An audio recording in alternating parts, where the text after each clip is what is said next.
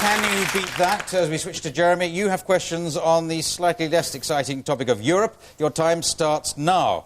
Who presents Eurotrash? Leon Britton. I can't give you a point on that. It's Anton de Caunes. Where is Europe's biggest car park? Ah, this will be the new car park for the Millennium Dome, which we are siting in Arbroath. Yes. No points, I'm afraid, because it's in Venice, unbelievably. It's underwater, I suppose. What do the young boys of Bern do? Hoard Nazi gold.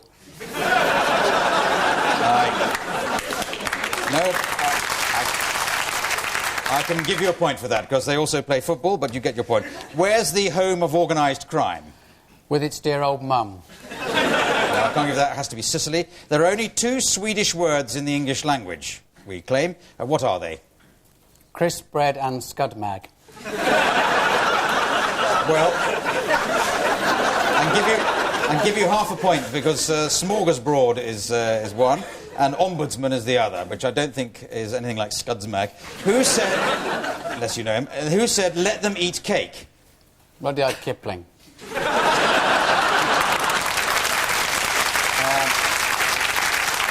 He may have done, but Marie Antoinette said it first, though not in English. What's Sabina? Teenage witch. Tough, but no, it's a Belgian airline. What do you call a French yuppie? Monsieur le Twat. Plausible, apparently. Oh, no, that's no points for that. BCBG, bon chic, bon genre, and your points are, 1. So, there it is. That's round that clearly goes to Graeme. That would appear to be a good moment to test the mood of the studio audience. And we want to do, as it were, an opinion poll. Everyone in the studio audience has a special voting device. And this is not the actual election. This is just a bit of fun, just a way of testing things out, not particularly scientific. But if you think the blue party is in the lead at the moment, or should be, then you press the blue button. If you think the red party should be in the lead, then press the red button. And if you do that, now.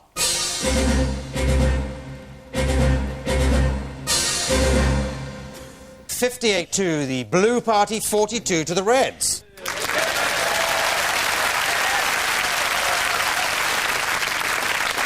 We weren't expecting this. Were you expecting to be so far ahead at this stage? I'm just working it out. That, in fact, yes, that's right. We are ahead. Yes. Well, Jeremy, you're way behind in the polls. Well, only under this voting system. Under the alternative voting system. Yes. Let me finish. Yes. Under the alternative voting system, in the second round, we would pick up Graeme's points and we would have 100. Oh, I see. I've never really understood that sort of system before. Not many people do. No. All right, well, this is a new round, which should be a bit of fun. This is called the Pager Round. I'm going to be interviewing Jeremy and Graeme on a matter of importance, but their performance is being closely monitored by their spin doctors, who are going to be in constant communication with them via their pagers.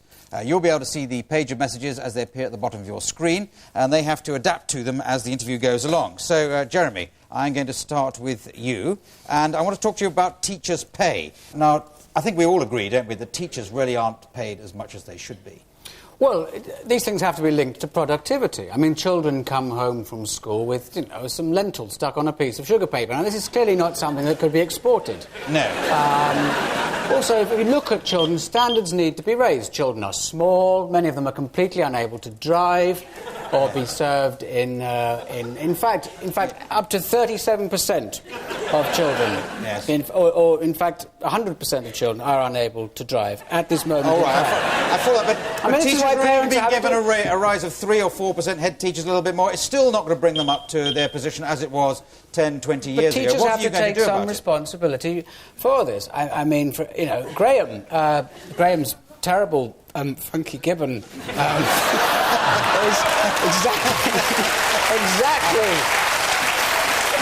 exactly the kind of thing that children will be listening to in music lessons today. Is language. Really getting way out of the... Let's concentrate on the issues. Well, I mean, the schools are dilapidated, the parents like myself, my daughter has to go to school in Tuscany, which is handy for the holidays where we visit her. But that's... But I said this to the Irish Parliament. I said, Kate Miller-Fulcher, Home Mahone. Yes. Board gas. Yeah. I said. Board gas. Dáil Éireann, I said. Because In fact, what are you saying now? Never mind what you're saying to the Irish. If I could clarify that, I have never been to Ireland. All my ancestors are Dutch. They be it ausgebleeft, as we say in the Low Countries. Yes. Well, this is already... Are you going to be introducing Irish and Dutch lessons to our schools? If I could... You know, I mean, if you look at my record, as compared to somebody... Let's just say, somebody like our Lord Jesus of Nazareth. Yes. Clearly... Well, you're surely not comparing yourself Well, to him. I mean, a man with only 12 supporters is clearly not going to be able to turn around school in the way that we have. He was the Paddy Ashdown of his day. He did perfectly well, and he started a whole movement. What are you going to do just to sort out the education problems? Well, as you say, pay has to be performance-related, although mine isn't, thank God. But let me just say this. Two teachers walk into a crowd. Well, it's always good to finish on a laugh, so we'll finish there. Thank you very much.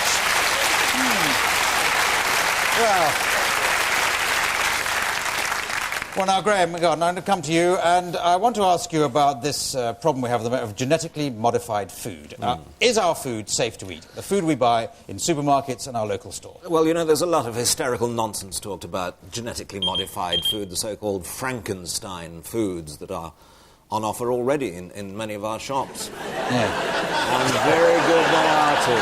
Well, I'm glad to think you think it's funny, but to the ordinary housewife or the man buying his food, it's a serious problem. We're worried about growing two heads or whether our children are going to be affected in years to come. You sit there rather complacently smiling, if I may say so, Minister, and you're...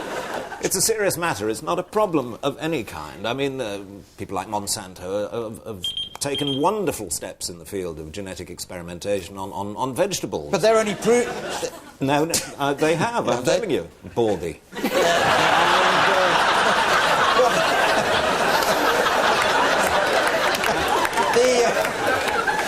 Now, we'll get on to the pot and kettle department later on. Can't you just address the real issues instead of just attacking your questioner as to whether... I mean, I had a full head of hair until I ate some of this food, and it's just making it all fall out. And Monsanto may be saying it's all right, but they're in the business to promote this sort of stuff. Well, your hair, you see, Clive, is like the sardines that follow a fishing trawler. Yes. And when the press and the photographers see the trawler... Yes. And the sardines following closely behind it, then the sardines swim away in the way that your hair has fallen out too. Yes. And I remember Margaret Thatcher told me that in one of her lucid moments. Yeah. Are we going to be satisfied? Are we going to have it labelled? Is the foodstuff going to be labelled so we'll know whether this is ordinary grown food or whether it's been produced in some laboratory? It'll be labelled, it'll be coded, there'll be a consonant, a vowel, and, another vowel, please, Carol. And so it'll all be clearly labelled. Have you lost the plot here? You're lapsing off into afternoon television now. No. Have you been eating too much of these dodgy tomatoes? These dodgy tomatoes are wonderful. They keep fresh forever and they go on growing inside your fridge. And if I could... Are you able to give me a cast iron guarantee that genetically modified food is safe? I told you that a moment ago. You must remember this. Thank you very much.